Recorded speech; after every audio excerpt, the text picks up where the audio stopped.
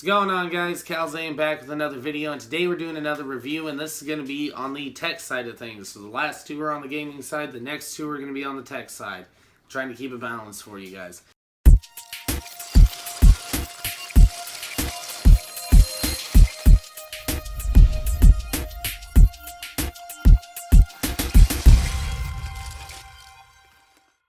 There's going to be a lot of people down there that are going to ask why I bought this iPad, because this is an iPad mini 2 Retina from, I know, several years ago. I got that. And honestly, the only reason I bought this is because my computer was having issues, and I can run an app called LumaFusion to do my video editing on, and it makes it real easy. So that's why I got this, because it was a cheap solution to fix the problem I had at the moment. But I'm going to go ahead and say this, because after using this thing for a while, if you didn't already know when this thing came out and how old this was, I don't think most people would by using it. It is a really solid iPad. I mean, even though it's an older iPad, and spec-wise, it's out of date, it still runs iOS 10.2, I do believe is what we're on. But either way, it runs the latest version, or 10.3. It runs the latest version of iOS on it. And, I mean, it's not the fastest running. It's not obviously not the most fingerprint resistant. If you guys can pick that up, there's a lot of prints on the screen. I literally just wiped that off. But aside from those things, if you're looking for a really good budget option, and you don't want to go with an Android tablet, and you really want to go with an iPad, I would highly recommend this, actually. It's not that big. It's carryable. I can actually fit it in my jacket pocket, so I can take it on the go with me easily. Now, this one's Wi-Fi only. As you can see, no antenna band up there at the top. So that is a little bit of a downside. But I'm going to tell you, this thing ran me $269. It's got 32 gigabytes. Again, not a whole lot of space. But if you're just the kind of person that just likes, you know, watching Facebook videos, YouTube videos, and I will say that, well, I'll get to that in a minute. But if you're the kind of person that just likes watching YouTube videos, or just playing some regular, or mobile games, or just checking your Facebook, or browsing the media, or the web, this is probably going to be a good tablet for you.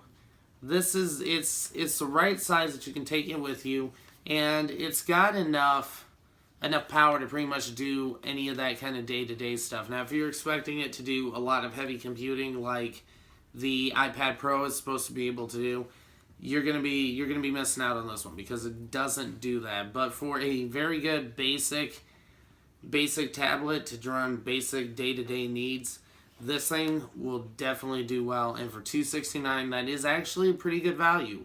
And honestly, if I didn't already know it was older, I wouldn't have thought that this was any older than probably came out in 2015. Now, if I remember right, this thing actually came out in 2013, but I'm not seeing a date on here, so I'm not entirely sure on that, so take that with a grain of salt.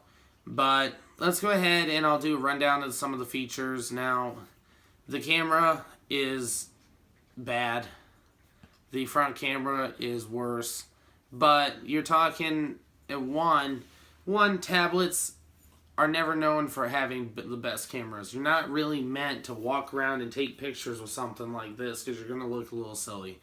But if you want one that's got a great camera in it, check out the 2017 regular iPad, just the iPad, or the iPad Pro 9.7 inch if picture quality is super important to you on your iPad, which I guess I'm not really sure why that would be.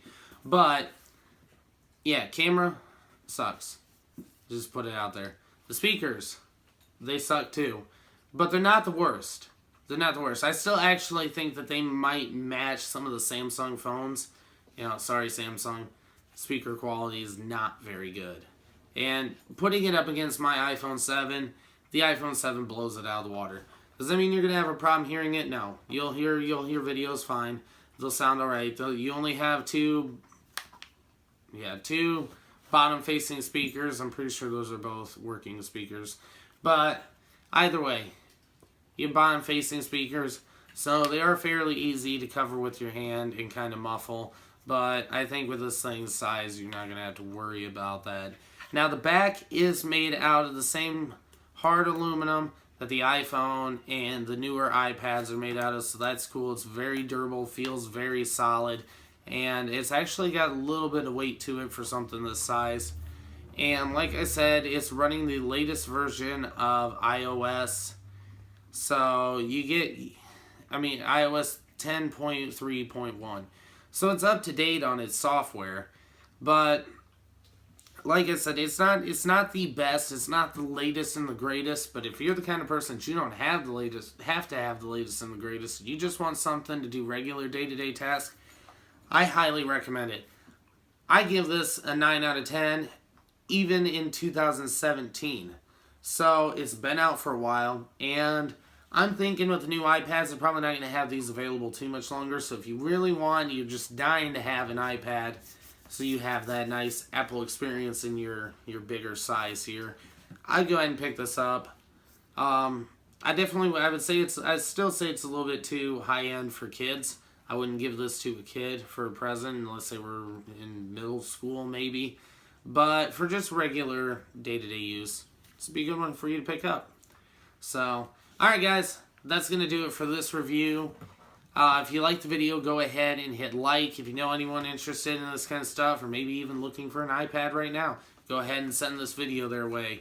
And if you're not already subscribed, go ahead and subscribe so you don't miss out on any of this awesome content I post daily, or close to daily. Will be daily again soon, I promise. And if you feel like helping out what we're doing here and helping so I can get some good equipment, so I can make top quality videos for you guys, and so I can get to a point where I can do this for you every single day, go ahead and head over onto Patreon. Go to Patreon/Kalzain. The info's in the outro at the very end of the video.